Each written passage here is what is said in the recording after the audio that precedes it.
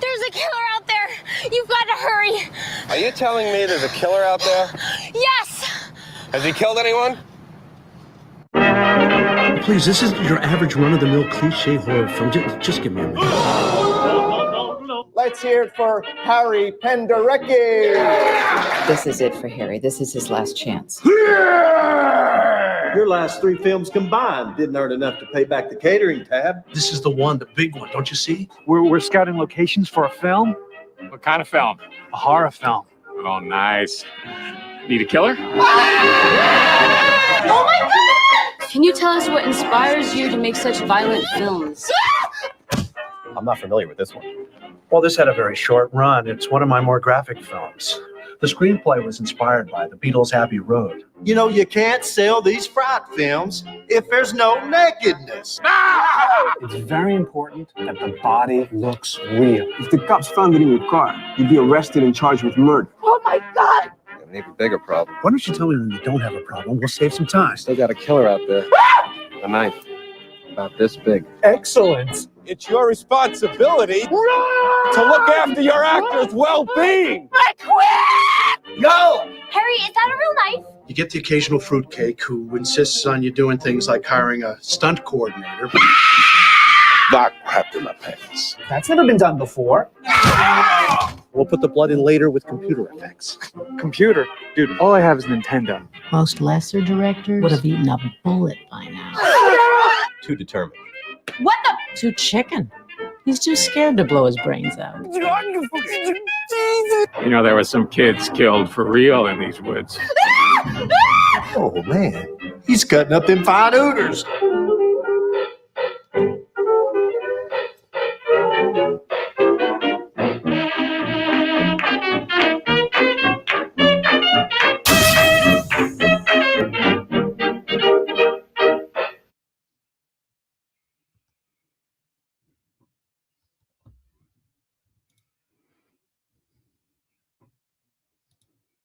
All right. So my apologies. My mic was on mute there for a second.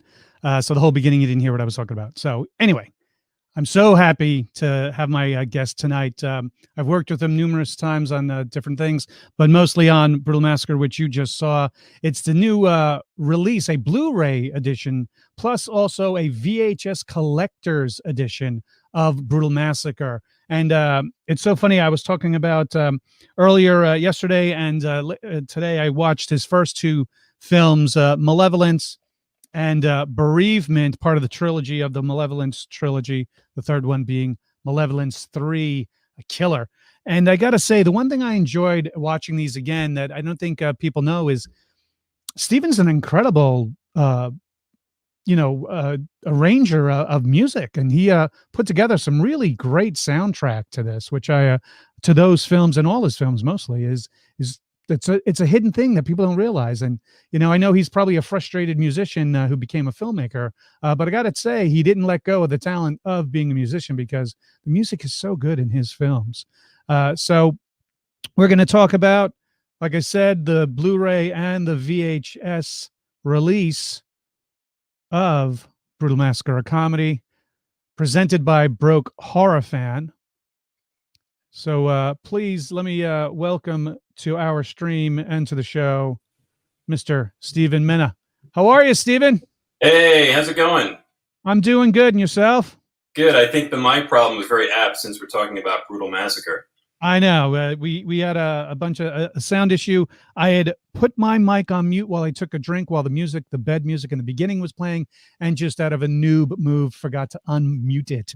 And so I'm chatting away. Meanwhile, the red light was on the mute. So I just got a new mixer. I got a new Zoom L8. Live Track L8, and I'm just still getting used to all the buttons and bells and whistles. Did we lose all of our viewers? No, I think we got them. We have even more now. But what was funny was I checked the chat and I was like, oh my God, is someone having an issue? Yeah, and everyone's on their phone, like pressing the sound button, going, hey, why can't I hear this? Exactly. So we do have quite a few people. We have Christopher Hewitt on, and David Madison. I'll be on his show as well. So too much talent for one show. That is true, David. Thank you. What's up, David? Loved your movie. Yeah. See, loved your movie. It's a comfy movie. That's right. So, what I wanted to talk about is what made you, since we're promoting the Brutal Massacre film and people just saw the trailer, it's a mockumentary. For people who don't know, it's a mockumentary, a fake documentary about the making of a horror film. Now, this was your second feature, because your first one was Malevolence. Yeah. Right. So was the making of the first movie the inspiration for Brutal? Yeah, sadly it was. I had a really horrific experience making the first film, Malevolence, and I chronicled all of those experiences into a book. I decided to do that on the set because I figured nobody would ever believe me when I tell them all the horror stories that we've been through. So one day I sat down and I decided to just put it all into a script format, just kind of a cathartic exercise, just to like put it all down on paper. And it became, Harry Penderecki was basically like this extension of what I was afraid I might turn into if I kept making just horror films. And that all was born out of, I met with Wes Craven at a film festival in 2003. It was a festival out in LA where we were screening Malevolence, and he was screening a retrospective of the first Nightmare on Elm Street. And afterwards, I got a chance to talk to him, and I said, hey, listen, I'm an upcoming filmmaker.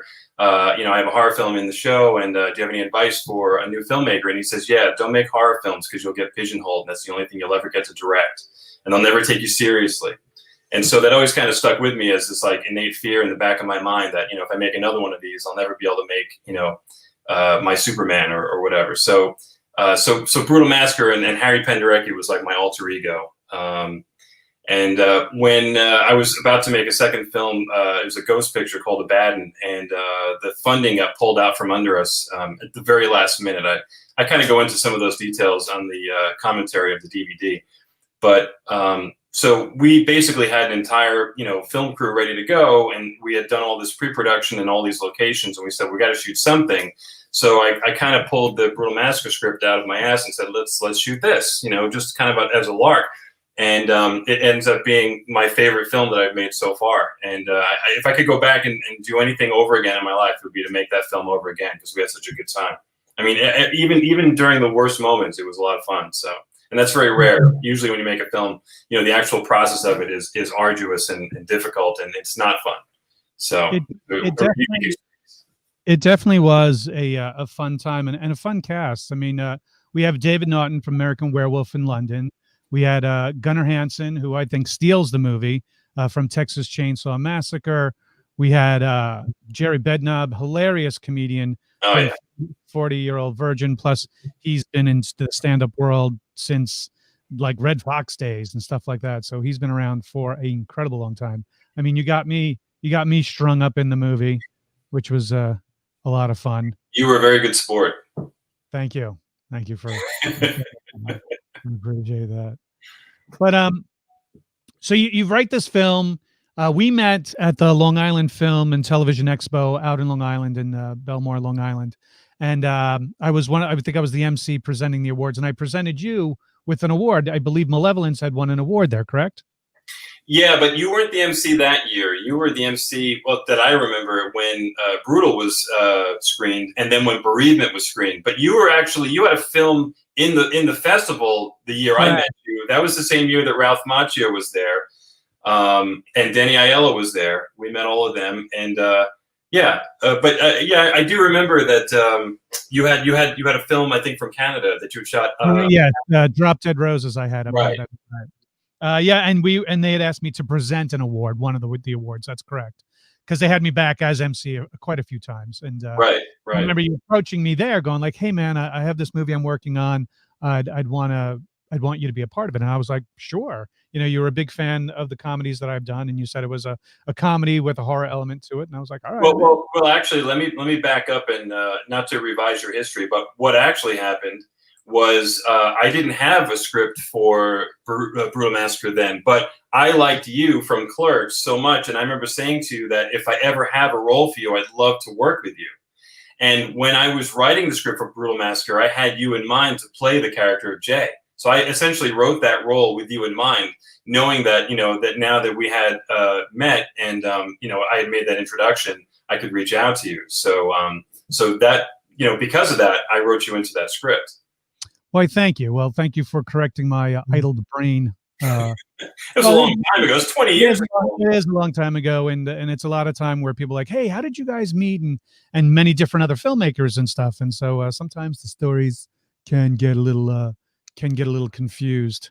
So, what got you started into filmmaking in general?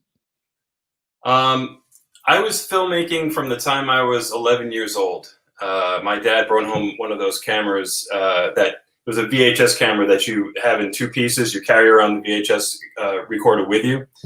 It weighed like 50 pounds, and I just fell in love with it from a very early age. That's all I did. I was making movies after school, and I had two loves. I loved music and I loved film, and I actually wanted to be a film composer first. You were mentioning the music before. That was my first love, but I don't really have a talent for playing instruments. I've gotten pretty good at, sequencing, and, I'm pretty good on the piano, but overall I'm just not a good performer. So it wasn't for me. And I certainly, I can't do music theory. A lot of the music that I write, it's really kind of, it comes out of my head and I try and get it down on paper. And sometimes I actually have my daughter help me out with certain things, because she's a whiz with music theory. But yeah, I always wanted to do film. And when it got to, once I graduated high school, I just started doing short projects and anything that I could. I went to film school and I dropped out after a couple of weeks. It was a really, really negative experience for me. And I just wanted to be around, positive people. And the thing that really cracked it for me, not to go off on this, but the thing that really made a difference was I went to a film festival, actually the Stony Brook Film Festival, and I met a guy named Ralph Toporoff, and he was doing it was like a workshop.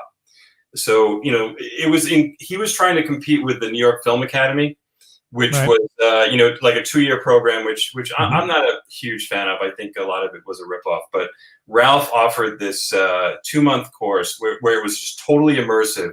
Basically, you went in and you made a short film, and he just kind of imparted everything that he had learned over his experience of being a director to you personally. It was a very small group. And that's where I met Jay Cohen, who ended up playing Martin Bristol in Malevolence.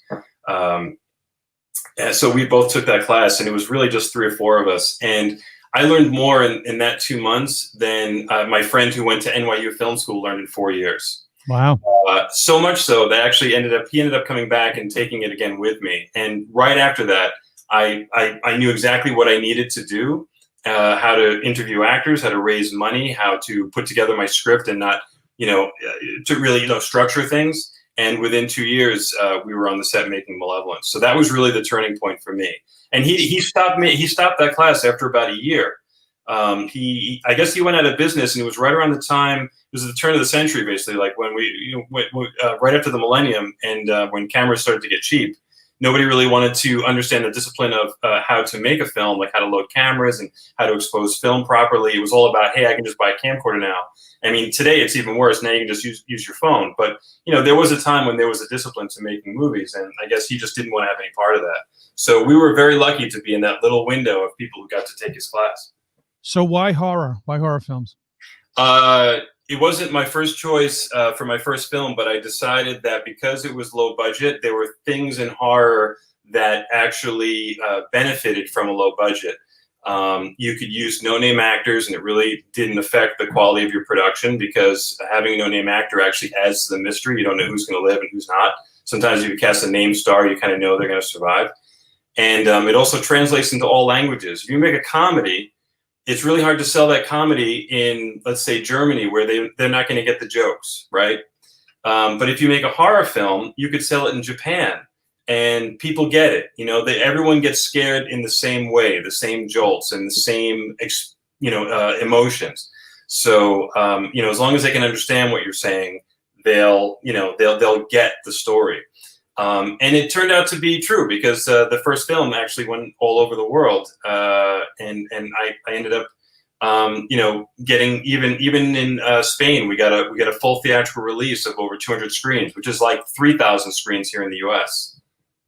So then, who were your influences in making films then? Like, what is it? Who was it out there that when you were a kid or when you were watching films, you're like, man, God, I wish I could do something like that? For me, my early influences were Ridley Scott was a huge influence. Nice. Alien, Blade Runner. Those were two films that, like, Ridley Scott's the guy, like, whenever I'm on a set and I have a problem, I'm trying to figure it out, I'm always like, what would Ridley do in a situation like this? Like, I try to put myself in his mindset. Like, some people it's Kubrick, some people it's Spielberg. For me, it was always Scott. But I was also a big fan of Carpenter. I was a big fan of how Carpenter controlled all of the different aspects of his production, including film music. I don't think I would have ever considered becoming a composer in my films if it wasn't for the influence of Carpenter and, the Goblins and stuff like that. So that was a big influence. And certainly, John Williams as a composer was a huge influence for me, younger. And yeah, I was a big collector of soundtracks, and he was my god. Yeah. I mean, even as a kid, I used to play his records on my little record player. Yeah. Richard Donner was a huge influence for me. Dick Donner. Well, yeah, he was able to get those kind of splashy, big kind of budget movies on. So we have Scott Schiaffo watching. Rock on, brothers. Thank you, Scott, for hey, speaking of composers, Scott, great job on Wit's End. I was really impressed with the music you did there. I thought it was fantastic. Yeah. Oh yeah, the music was really, really good in that one. I enjoy everything he does. We also have producer Ian Bonner of a film I did called Right Before Your Eyes. So he's saying hello as well. Ian, good to see you as well. They're getting their video on demand come October of Right Before Your Eyes. I'm going to have those guys on as guests in October. Nice. Who else do we have here? We have from the West Coast, what's the first comedy horror movie you've seen? Chris wants to know, what's the first comedy horror movie you've ever seen? Comedy horror that I ever saw, I guess it would have to be Young Frankenstein. Yeah, I would say something like that, or one of the Abbott and Costellos, Meet the Mummy, kind of thing. Yeah, yeah, those were genius, actually.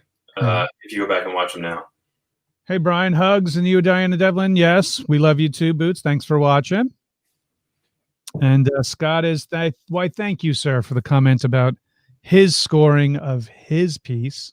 Very welcome. So your first film was the start of a trilogy for you. Did you know it was a trilogy when you were going to write it? Not when I went to write it, but it did become a trilogy. It became a large book that I wrote, and then I broke it up into 3 parts. I didn't know that I would actually make all 3 parts, but I knew from the beginning where it was going to go, you know, and how it was structured. I knew, you know, that I was going to do a prequel after Malevolence, because there was no way I could do the prequel. It was too big of a story for me to do on a, you know, credit card shoestring budget. So for those who haven't seen the movie, give us a quick synopsis. What is Malevolence about? Well, for me, it was a genre mashup. It was essentially inspired by Alfred Hitchcock's Psycho, where I wanted to have a story that went in one direction and then went 180 degrees in another direction. And so it starts out as this bank robbery that goes wrong and then just keeps getting worse and worse. They end up hiding out in this abandoned house, which is across the way from where the serial killer's been living and, you know, murdering people for years. And it was, I mean, there's so much to describe it, but I mean, essentially it's about this young boy who is kidnapped at 6 years old by this guy, Graham Sutter, who, the reason he kidnaps him is because he's basically being manipulated by these demons that are all a part of his guilt for working in a slaughterhouse that was basically his father owned and kind of forced him into the business. And so he ends up murdering his parents and staying there by himself. And this is a way to assuage his guilt from all the animals that he's slaughtered. So he feels like every time he murders someone, he's kind of paying that back. But he doesn't like cleaning up, so he brings in this kid to kind of do all that dirty work. And the kid ends up becoming even worse than him. And it's kind of an example of nature versus nurture. Like, are we born serial killers, or are we made, you know, as a result of the environment that we're raised in? So that's kind of what I was exploring with it. And it's really more novel stuff than slasher movie stuff. And so I know a lot of people, when they watch it, it seems on the surface to be a very superficial movie of just, you know, this guy with a knife. But there really is a lot of, you know, deep thematic elements that are on display that I think if you watch the prequel, I think if you watch it, you know, if you watch it a second time, let's say, you'll really start to see some of those layers that are in there that really kind of develop those characters into something more than just a slasher film. And it was a good way of how you set it up with the first film. And then you start off then with the second film, which is kind of the prequel to how the kid gets, what happens after the kid Martin Bristol gets kidnapped, and what that owner of, who's the son of the previous, you know, slaughterhouse owner of the meat packing plant, you know, indoctrinates this kid about murder and stuff like that. And with this one is going, the timeline goes, I think, 5 years after the kidnapping of the kid. Like, the first kidnapping is in '89, and then this is like 80 or 95 or something like that, right? Right. Yeah. So this one is interesting. I mean, you had some pretty big names in this film. You had Michael Biehn from Terminator fame and Aliens and, you know, Tombstone, and we can go on and on about what Michael's done. But you discovered someone in this one, the woman there right on the cover, Alexandra Daddario. Actually, we discovered 3 huge talents with this movie. We discovered Alexandra Daddario, who had really not done any kind of a lead role before this film. We discovered a girl named Peyton List, who has become a monster star on Disney, on Jessie and Bunked and many, many movies. She's actually got a lead role in the new Karate Kid series. She was in the 3rd season. So she's become a monster star. She's got like 12 or 13 million followers on Instagram, even more than Alex. And then also Nolan Funk, who's also gone on to do Riddick and a bunch of other huge Hollywood movies. So all 3 of them this was their first movie, essentially. So we kind of hit the jackpot. And their performances were spot on too. Yeah, especially Alex. I thought, you know, from where we started to where we finished, she grew a lot as an artist. And I like to think that we had a big influence in jumpstarting her career. because certainly right after our film, her phone just never stopped ringing. So, and you know, the rest is history. Whatever happened to that Michael Biehn guy, though? Whatever happened to him? I don't know. I joke. I know his wife. Yeah. Know them He's very doing all right for himself. Huh? He's doing all right for himself. Oh yeah, of course he's doing all right for himself. I enjoy him every time I see him on the convention circuit, which hasn't been in quite a while. He's truly one of the nicest guys I've met in the business so far. Absolutely, without a doubt. Absolutely a sweetheart. His wife is adorable as well. They have a beautiful kid together, and they're a cute couple. Definitely a cute couple, and he's an amazing actor and everything that he's done. So to get a chance to work with him, that must be a small little dream come true. It was. We didn't expect him to say yes, and when he did, we were very thrilled. Now what do we do? What's that? Now what do we do? He said yes. Yeah, and you always wonder about that too. Like you wonder about egos, and you know, especially when a big star comes on board, like you know, what's going to be like working with them. And he was just super cool from the very beginning. Very complimentary about my prior work, and we got to talk about you know a lot of the stuff that he's done, and you know, it was a very you know fun experience to work with him, but also I learned a lot working with him too. So it was great all around. As I've heard Michael Caine once say in a video, sometimes just asking a certain talent to be a part of it is just because they don't have anything to do that month or those 2 months. And so it doesn't hurt a filmmaker or producer to reach out to certain talent to ask them, hey, would you be interested? And they might just say yes because they just have nothing going on. So trust me. That's how we got you, right? Exactly. Then speaking of me, so then you reached out to me because you wanted to do the third of your series, Killer, Malevolence 3 Killer, which you wanted to do kind of like a micro budget for this film. Well, I didn't want to, but it was. I know, but I mean, it came out to where it's like, you know what? I don't want to have to deal with investors having to be akin and being, I guess you could say, beholden to other people and investors. So you went in this wanting to do it, you know, with a smaller crew and a tighter cast. Tell the story about how the Killer came about. Well, the decision to go forward with it was based a lot on my excitement over the release of the Alexa camera in 2010, because I had refused to shoot digital up until that moment because I really didn't feel like it could compete with the quality of film. So I'd done everything, including Brutal Massacre, on film. Brutal was Super 16, Bereavement was 35. And when I saw what the Alexa could do, it just blew me away. And I said, this changes everything for me. Because I'm a very self-contained filmmaker. I don't need a lot of crew. I really do a lot of things myself.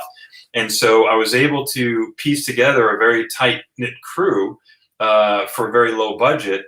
And but again, the camera wasn't cheap. But then something happened in 2013. Blackmagic released their pocket cameras, and I absolutely fell in love with them. And I thought, you know what, I can do an entire film with a piece of hardware like this. And it was really just kind of like, can we actually pull it off? Can we actually do it?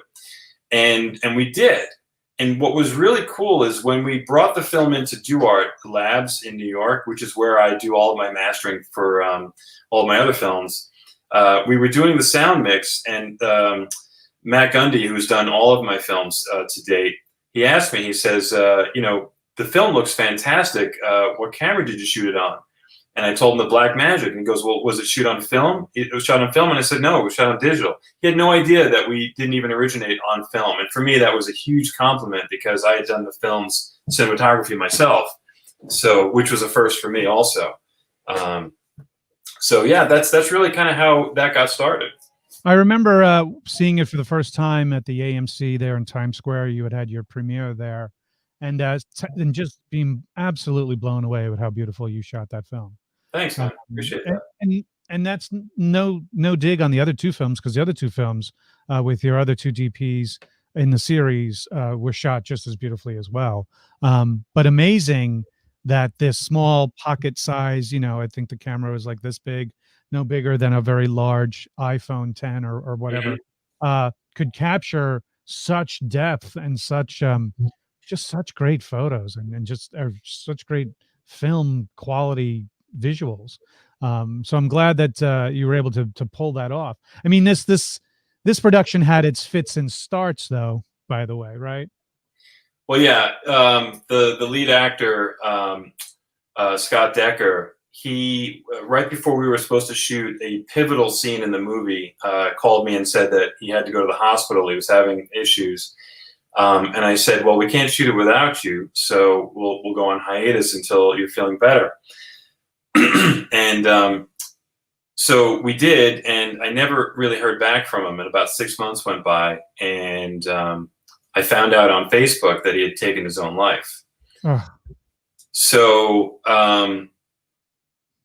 it was really an awful realization, because not only could we not finish the film the way it was intended, because we had saved, and I usually do this, I save all my big set pieces to last, and we kind of build up to those. Right. So the entire huge opening, the introduction of his character, the resolution at the end, and the big climax, all those scenes were yet to be shot.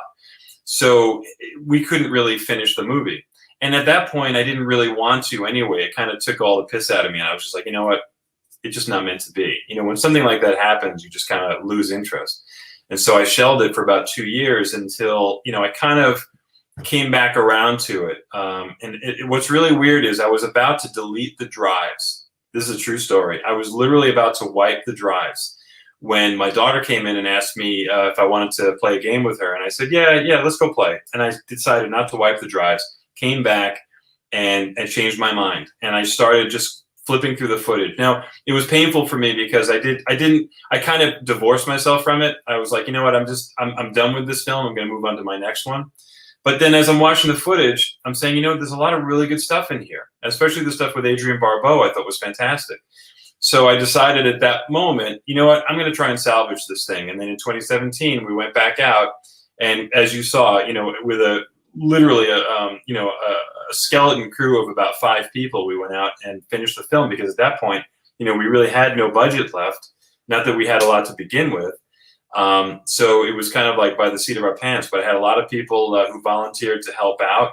Guy named Robert Pilot, who helped by providing a location for us to shoot in, and my good friends Sean Tiedemann and Scott Crecia out in PA, who just helped in so many different ways. It's just too many to mention. So it was a combination. It was a group effort of just a lot of people who wanted to see the film get finished, and it did. And unfortunately, not right after, but a year after now that it's been released, the lead actor, my best friend, Jay Cohen, who I'd known since film school, passed away of a heart attack at 42, very suddenly. And we still don't, the jury is still out on what actually caused it. And there are some theories that he had COVID-19. Because the last time I spoke to him, he said he was feeling sicker than he'd ever felt in his life. He was diagnosed with the flu, and then a day later he dropped dead. So it's just a lot of signs point to possibly having it, being one of the first people that might have contracted it in New York. Unbelievable. That's so sad. He was such a good guy, and this is the same Jay who went to that film class with you. Yeah, and you decided to take part, and you guys were going to make films together and stuff like that. And just genuinely a nice guy. I remember in Brutal Massacre, the character that I play is named Jay after him. Yeah, it's based on him. Yeah. Yeah. In the film Brutal Massacre, my character Jay is the right-hand man of David Naughton's character in the film. And so you guys named him after, or you guys wrote it as him, really. I guess before I came on board, he was going to play that part. Wait, who was going to play who? Wasn't Jay going to play Jay in this movie? No. He was never going to act in the film, but it was based on his character. But yeah, you're right. I mean, certainly one of the most interesting people I've ever met. I've never met anyone who literally tells it like it is the way Jay would. Yeah. You need that.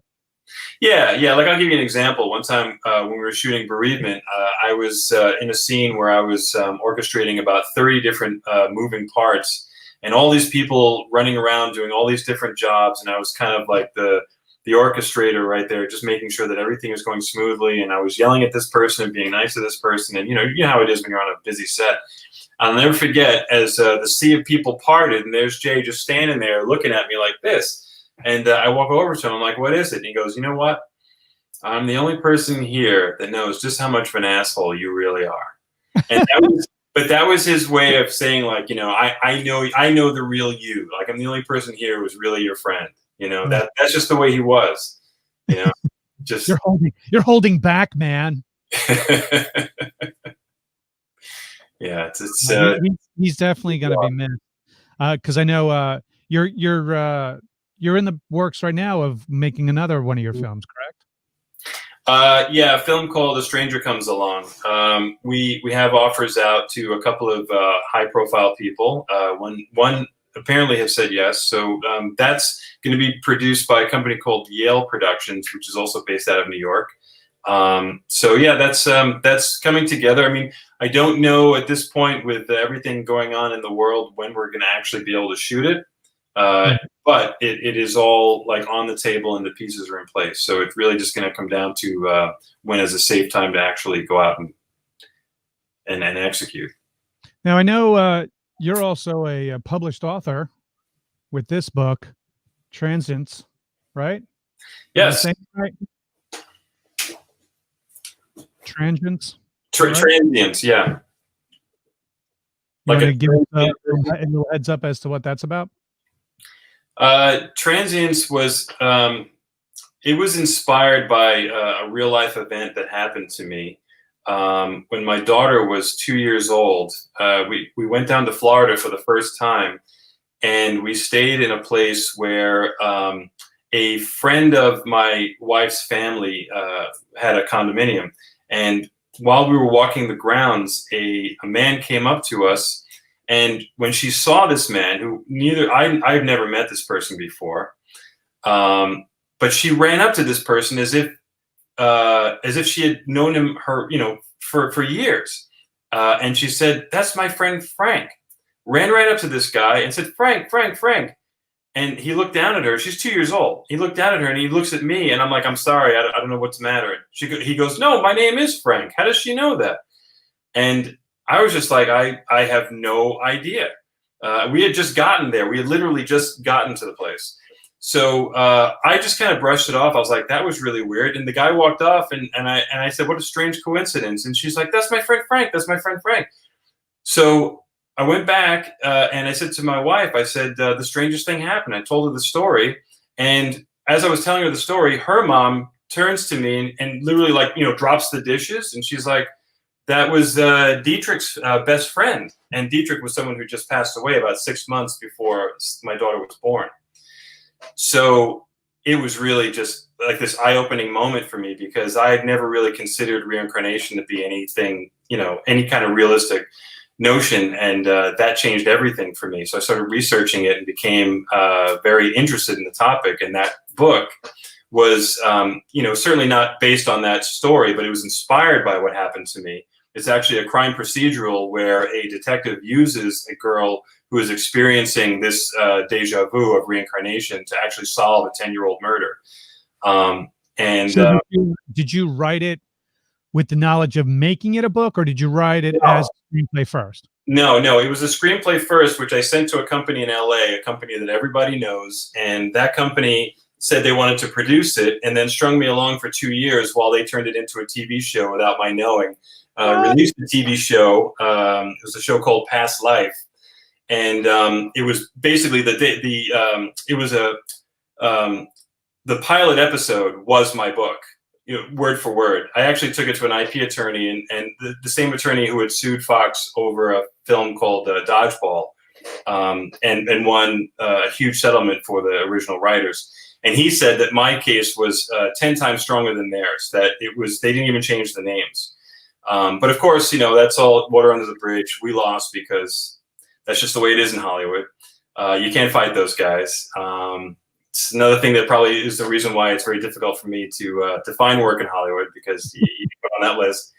But when all that blew up, I decided that it's such a great story. I didn't want it to go to waste, because at that point nobody's going to want to make that movie when all that dirt is on it. So I turned it into a novel. And what's funny is I wrote the book and then put it in a drawer for about 2 years. And then in 2013, I dusted it off and I said, you know what?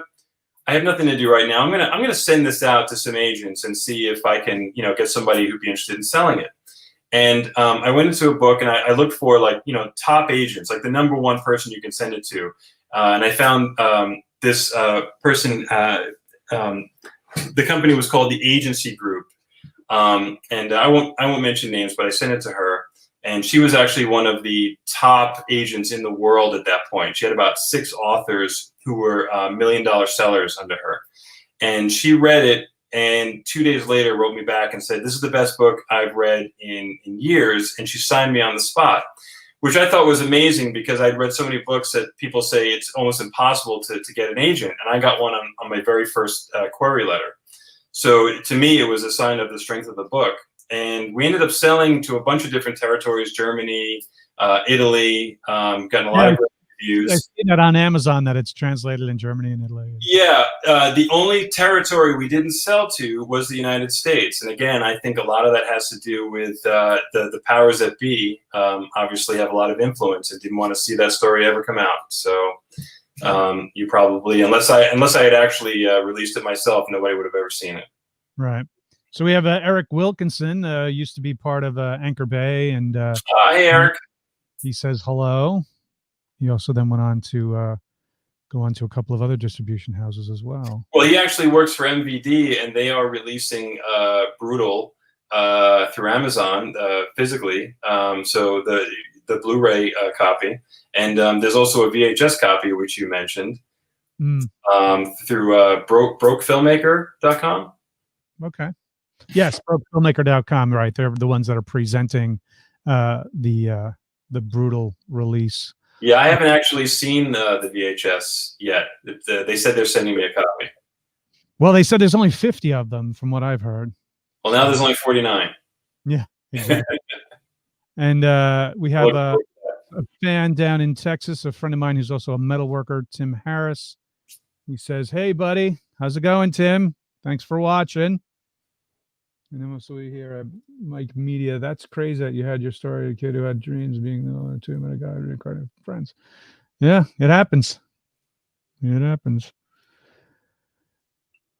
So then you get done with M3, and then distribution-wise, you go another different route, because let's face it, we both have distribution stories that can make this a 4-hour episode. Talking about, handing it over. That ends in suicide, right? in suicide, or lawsuits, or auditing, or certain industry leaders getting put to prison for other deeds. We won't name names. Allegedly. So you go, who did you use for distribution for M3 then, Malevolence 3? It's me. I formed my own distribution company. It's called Mena Films. I did the authoring myself, and through a friend of mine, Sean Tiedemann, who did a fantastic job with the menus and helping me put that together. And he also worked on Brutal Massacre. But yeah, I basically took, I've been hands-on for so much of the process. I finally decided I might as well just stay all the way to the end. And so, I basically built the website. I got everything online. I went to a manufacturer and had the DVDs and Blu-rays packaged, and did it all myself. I do all the advertising myself. And so, obviously, a film that ran you maybe $250,000 to make. Obviously, to put it out on DVD, the budget was $11 million. Correct?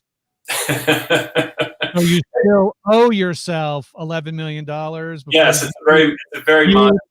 Before you, Stevan Mena, the filmmaker, see a dime? Yeah, something like that. Do you see how the math is? Did you learn the ins and outs and how to scam the artist by saying you spent more than what the film is by multiple times? Yeah, don't even get me started, because that is a 2-hour conversation. Yeah, I know.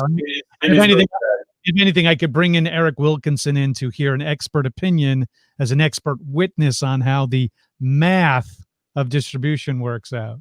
I will say that MVD has been very transparent so far. I've been happy with you know, I get monthly updates and stuff. So yeah, so far, you know, on the scale of those things, they seem to be pretty much on the up and up, and that's very rare.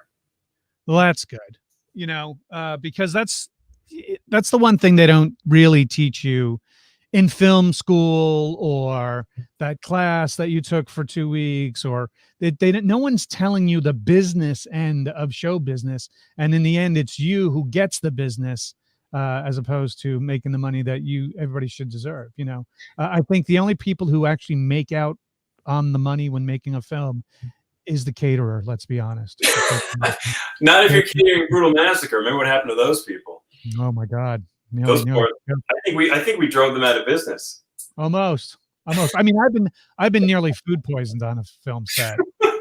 So I remember having to get rid the production company having to get rid of that guy, because he was very heavy with the mayonnaise on hot summer days in certain things, and nearly killed an entire production cast and crew of an entire film by mayonnaise fucking poisoning and ham and stuff like that. But you always got to be careful. And that's what I always tell filmmakers, you know, young filmmakers, like, what's your biggest advice? Don't skimp on the catering. Make sure you have some legit catering going on here. You know, that's a really good point to young filmmakers, because it's something where you feel like it's a great place to save money, but is the worst place to save money, because you can pay somebody $500 a day, even a no-name actor, but if you give them like cold sandwiches or whatever for lunch, they'll still walk away saying, "Oh, those guys were scumbags, and you know what a shitty operation they run, and you know we got these cold sandwiches. Oh, how much did you get paid? Oh, I got $500 a day. But those cold sandwiches, man, you know that's all they'll remember. But if you feed them well, you can pay them nothing." And they'll talk about this great meal I got on this. They brought in this amazing caterer and Italian and blah blah blah, and that's what they'll remember. Absolutely. And and I tell them, like, look, you don't have to get the one person do the entire production, or one restaurant or whatever. Break it up into 5 different restaurants, or people's moms, if they're local, who cook really well, and like, look, we'll pay you for 3 pans of food. Always have a vegetarian option, because there's always one, if not 6 on set, who are like, I don't eat really meat. And that's your choice. And I get it. Look, a perfect example is on Brutal Massacre, we had that wedding caterer that every time we came back to from set, we had this elaborate like wedding meal banquet, which is basically, I don't think they realized like how much it was going to cost them versus what we were spending. Right. But you know, it's the only film shoot where I actually gained weight. You know, usually you lose weight. But on the very next production, if you remember, Tim talked me into working with that really cheap caterer, and everybody was in a bad mood every day of that shoot. Everybody's in a bad mood. Yeah, because I always say, if you're going to ask for crew and cast to take a longer day, to do a 13-hour day when you're only supposed to be doing 10 or something like that, and you're asking them to go that extra mile, feeding them and getting them out there with a good meal. They know that, look, in 6 hours, I'm going to take this break. And when we get back, we're going to have a decent meal, and I'm going to feel recharged, and we'll get back out there. And if you have the Red Bulls on set, or the Monster drink, or whatever caffeine supplement that you want to give these guys, and if they think they're being taken care of, at least in that basic need, they'll go through a lot for you. They'll pull the extra days. They'll pull the extra hours. They'll go through a 3-day of snowed out delay without strangling each other. Was that a indirect dig at somebody who might be listening? No. Anyway, we're here talking to Stevan Mena, for those just joining us. The release of the Blu-ray with some new commentary, I believe, is on it, and also the collector's edition VHS. That's right. Call your grandmother up. She can finally see Brutal Massacre on VHS, because Broke Horror Fan is presenting it through Witter Entertainment. It's going to be quite a thing to see this thing on VHS. So what is the extras that are on any of these? Are there any extras on both? On the Blu-ray? What do you have as the Blu-ray? New commentary, right? On the Blu-ray, it's loaded with shit. You've got new commentary. You've got 2 separate behind the scenes, one where they're in character and one where it's the true behind the scenes. Nice. You have all the trailers. There's also a bunch of hidden stuff, like there's clips from some of Harry's movies that you can watch. But you have to find those. And there's a huge photo gallery that's in there. So yeah, there's a ton of stuff on the Blu-ray. And it's like that for all the DVDs. They all, especially Malevolence. Malevolence has like we almost needed a second Blu-ray because there's so much stuff. And then on the VHS, they did something special as well, right?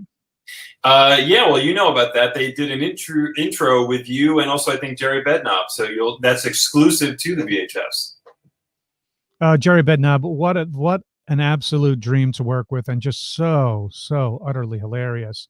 I can't get enough of his Facebook feed and stuff like that.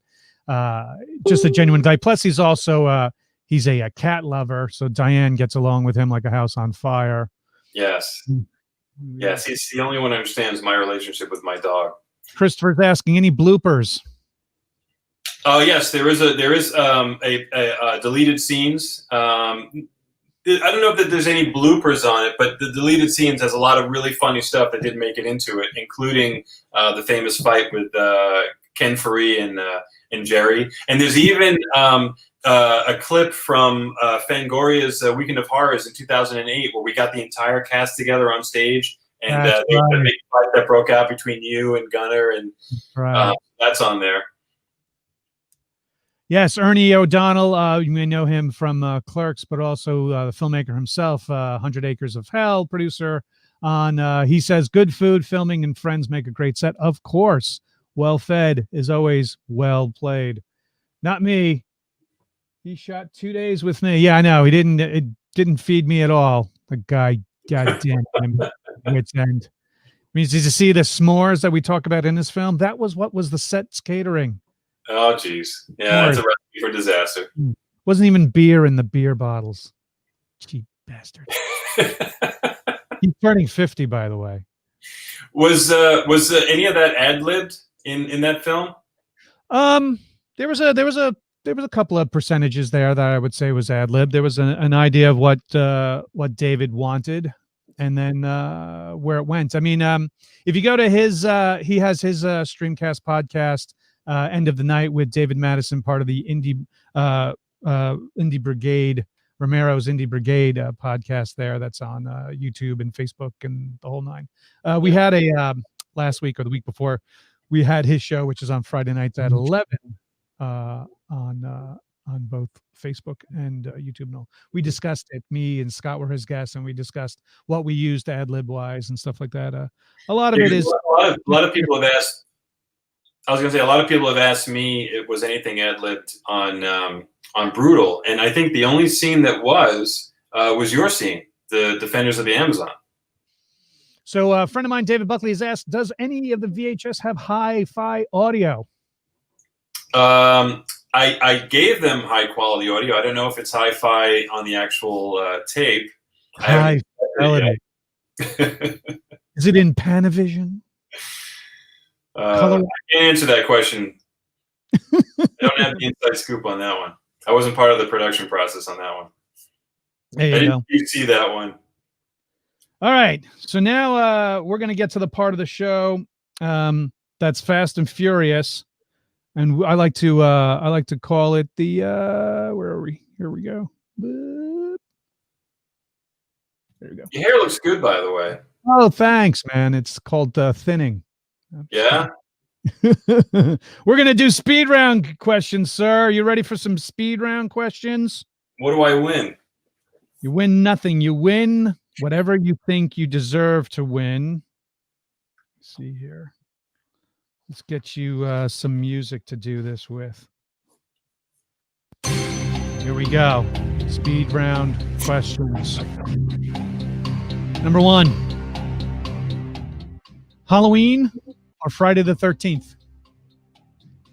You're asking me which one I prefer? Halloween? Yeah. Either or. Halloween. Halloween. Film or digital? Digital now. New York City or the Dominican Republic? New York City. People don't realize that you are of Dominican descent. Long flight or long drive? Long drive. Pork or beef? I guess beef. Mask or no mask? Mask. Highway or side streets? Side streets. Jason or Michael? Michael. Booth or table? Booth. Shea or City Field? City Field all the way. Wow, I thought you were going to say Shea for some reason. No. Buying? Are you buying or selling? Buying. Shooting or editing? Both. No, you can't say both. Editing. Editing. Love or money? Love. DH or pitcher hits? Pitcher hits. Come on. Strategy. Frankenstein or Dracula? Dracula. Theatrical or streaming? Theatrical. Dante or Randall? Dante, of course. Favorite curse word?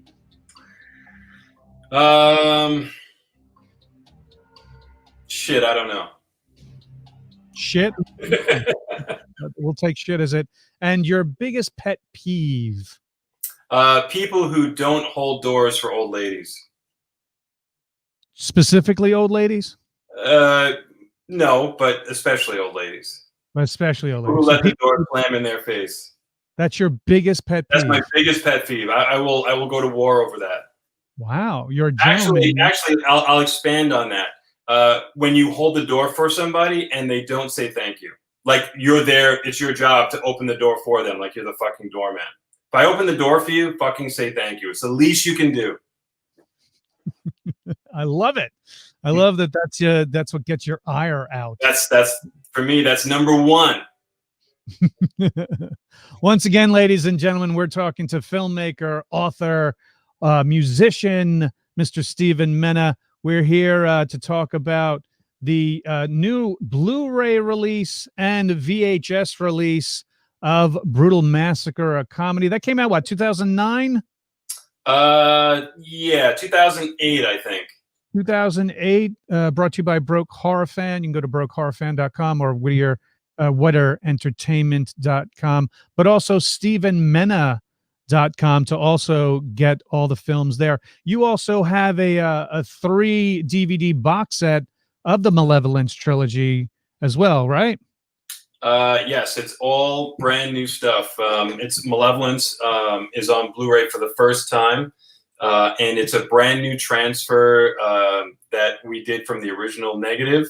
So it looks better than it's ever looked before. I think it's a fantastic Blu-ray, and there's a ton of extras on there that weren't on the original DVD. So definitely worth picking up if you're a fan of the film. And also, just so you know, he's not only just a great filmmaker, he's also a really good friend of mine, and he's also a beloved and devout Mets fan. There's myself with Mr. David Lee Madison, and my guest who was on the hockey episode, Bob Sankowitz. Yes, Bob was my hockey expert last week for that episode, and we were all at a Mets game when we could all get as close as we are there in a Mets game with real audiences. So just to give you a heads up, buddy, it's 10-6. Looks like 10-6, top of the 8th going on in the Mets game. You say that as if I don't have the window open on my computer. All right. Well, for our audience out there. Okay. You know, as much as people like to bust my balls with that Family Guy clip where it's the beginning of the season and Stewie's watching the Met game and that's the top of the season and the Met season is over. Yeah, true word, but never spoken. But what's funny is that this is the year that could actually be true in the sense that you just blow a couple of games, you know, because literally we are only playing 8 teams. The Mets are only seeing 8 other teams this entire season, 60 games. You're seeing them pretty much twice, every team twice.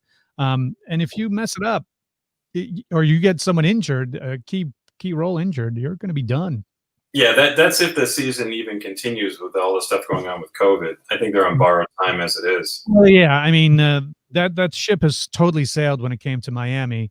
I mean, I'm you know, is it surprising that some team from Florida is the first ones to really get in a massive infection like that? Florida is like a separate country sometimes. No offense to the fans from Florida, but it's some pretty crazy shit going on down there. But anyway, so I'm hoping that season goes well. Starting Saturday, it's the hockey season with the two bubble cities. We have Edmonton and Toronto. You have 16 teams fighting for the COVID Cup, as the players are calling it. We talked about this last week. Wait, they're letting them play up there? Sorry? They're letting them play up there? Because I know they won't let Toronto play, the Blue Jays. They can't play in their stadium. Correct. Well, because what's happened is Canada, obviously, hockey is their number one sport. So that's the thing they want to make sure they get. Like baseball, oh, too bad we don't have baseball up in Canada. But when it came to hockey, they wanted to make sure they got that shit right. So they have two cities, Toronto and Edmonton. All the West Coast Western Division teams are playing in Edmonton. All the Eastern Division teams are playing in Toronto. They're doing some round robins to pair up to the final 8 of both division to then have the divisional playoffs and blah, blah, blah. And then the Stanley Cup. I forget which city is hosting the Stanley Cup. It might be Edmonton or Toronto. I forget which one, but one of those cities. But they're all living in a bubble, kind of like how basketball is all down in Orlando, living in that bubble. And they have, early games that start at noon and they go all the way up until 7 to 8, 9 o'clock start games as well. Same thing is going on with hockey, but they've split it into 2 cities up in Canada. So hopefully that's the way to do it. They're being tested literally every day, if not twice during the day. Right. We'll see what happens. But you're not getting it from other teammates. It's the travel, which I thought was shocking with baseball, was you're traveling to these cities to play other teams in their cities. And like right now, the Mets are in Atlanta. Georgia is a bit of a hot spot right now, especially the city of Atlanta. And, it's not the team members you're going to get it from. It's the attendants, the staff, the flying into an airport and going through, the airport that you may touch something that you don't realize and then touch your eyes and stuff like that. So, well, I think they've structured it so they have to do as little flying as possible. And they're even putting them on separate buses. So they're staggering the buses too. Yeah, it really is weird. But it's necessary until everybody gets the memo in their brain that wear a mask, wash your hands, and stay 6 feet apart, and don't take unnecessary risks. And wear the goggles. I've been saying that for months. Well, that's right. Because you said right? you believe you caught it, right? Yeah, and I think I got it through my eyes because I was all masked up and I still got sick, and it started in my eye. And so I'm a firm believer that is one of the ways that this thing can spread. And only now they're starting to talk about wearing goggles to protect your eyes, the mucous membranes in your eyes. I'm just wondering how I knew that 6 months ago, and they're just talking about it now. But definitely, if you're in a crowded place, if you only have eyeglasses, like, sunglasses, put them on. But if you can put goggles on, or something that'll protect your eyes. I actually wear these, they're kind of like welder goggles. They're clear plastic, but, for the most part, they cover your eyes because you don't look like a complete moron. But I don't give a shit what I look like because I've been sick and I experienced it, and it's not something you want. So, and I have no idea if you can get it again or not, but I'm not taking any chances. I'm getting word from my producer saying that the word on the street was you held the door for someone, they didn't say thank you, and you're like, well, thank you, and they said fuck you, and they spittled into your eye. Is that true? It could be, but you'll never find that person if it actually happened. Well, I'm glad you're feeling better, my friend. Thanks. And we got some more comments on here. Brutal Massacre is a must-see. Thank you, Mr. Scott Schiaffo. I appreciate that. Being a Mets fan is like being a fan of getting splinters. True. There's a lot of people sitting on the bench where they would get splinters. Thank you, Mr. David Madison. Yeah. Thanks, David. But I want to give a big round of applause to Mr. Stevan Mena. Thank you so much for joining me here on the O'HalloRANT. Man, how an hour flies by when you're having fun. Yeah, it's always so much fun getting together with you. It's better in person. It's the only way we can fucking get together right now is doing this. Well, thank God for technology, man. Yes. Otherwise it's carrier pigeon or ravens from like Game of Thrones. This just in. Well, we have to hurry up the holodeck so I can at least feel like I'm in your living room. No, that's true. You can see this. You can see this wonderful setup I got going on here, which is very cool. I love it. Thank you. I guess the whole setup. Coming from the O'HalloRANT studio, which is in the basement, which everybody is. Everybody's pretty much living in their basements and stuff like that.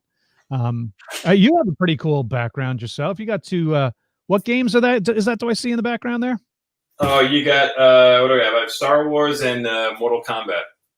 Now that's the only two I can see. But do you have more? Are you a collector? Yeah, I used to be in the video game business, so I have a ton of arcades downstairs in my game room. I've got pinball machines. I've got Street Fighter machines, Neo Geo machines. Yeah, it's what I used to do. Is how I used to earn my living. Is I used to have an arcade route.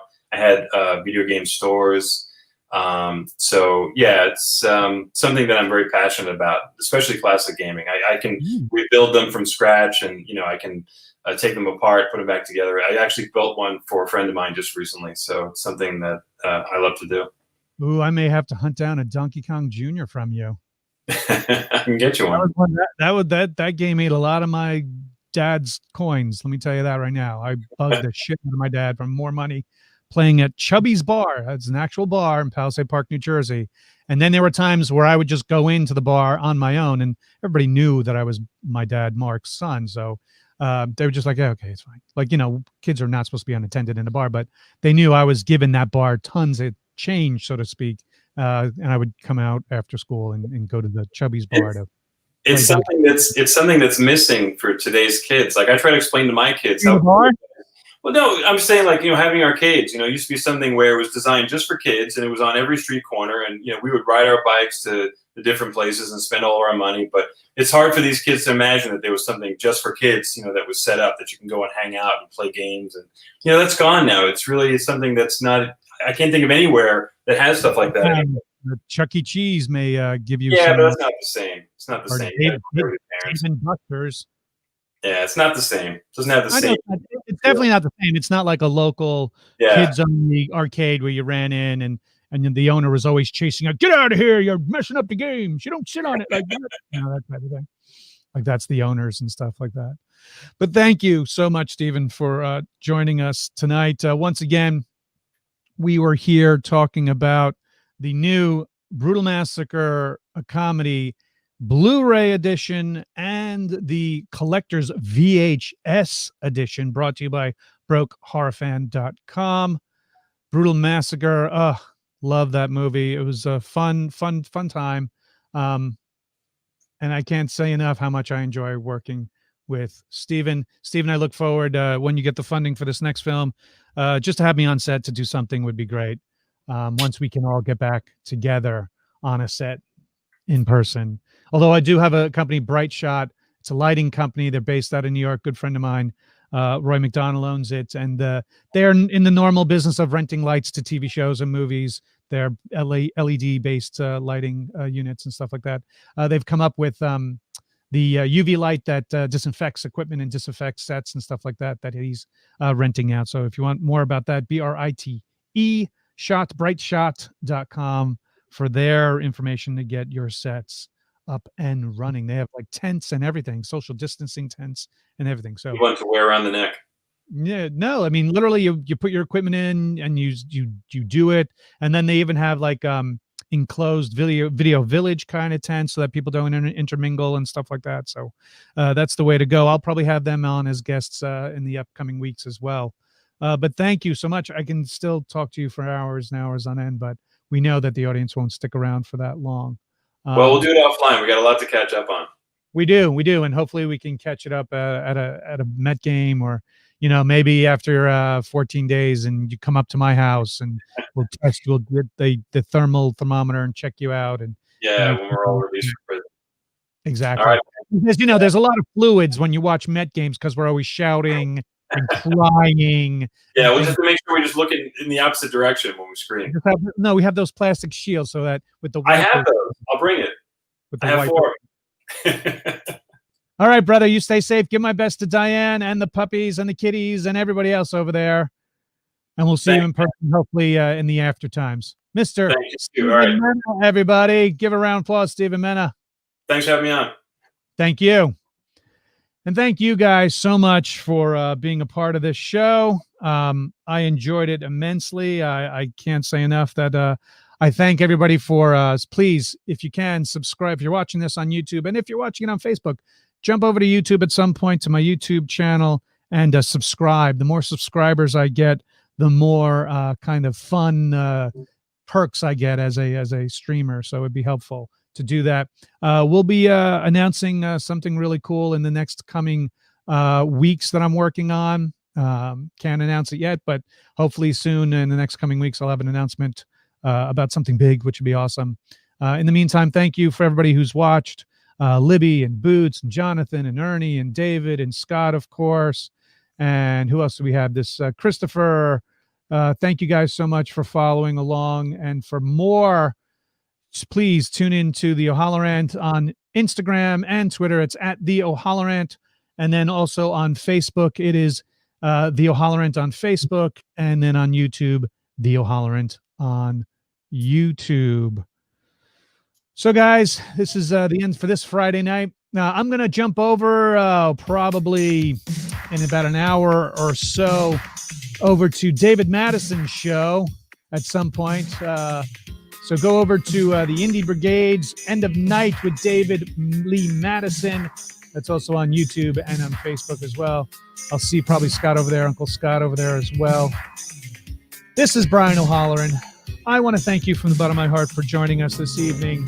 See you next week, where my guest next week is a phenomenal producer, Tommy Avalone, a fantastic producer of award-winning documentaries. The Bill Murray Stories, he's the producer of and director of. Ghost Heads, about the Ghostbusters fans that go around dressing up as Ghostbusters.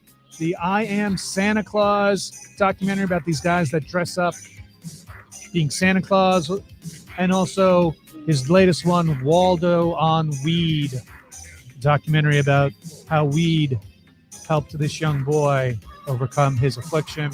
Once again, Tommy Avalone, producer, writer, director, on next Friday at 9 o'clock. I'm Brian O'HalloRANT. Thank you so much for joining us here on the O'HalloRANT. I'll see you next time.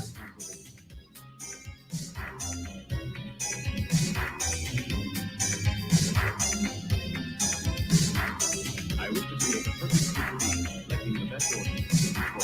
I wish to create a perfect human being, lacking the best organs. No sporadic. An evil vampire in the remote regions of Pennsylvania. No sporadic. An evil vampire in the remote regions of Pennsylvania. 5 innocent people killed, not a sign of it. 5 innocent people killed, not a sign of it.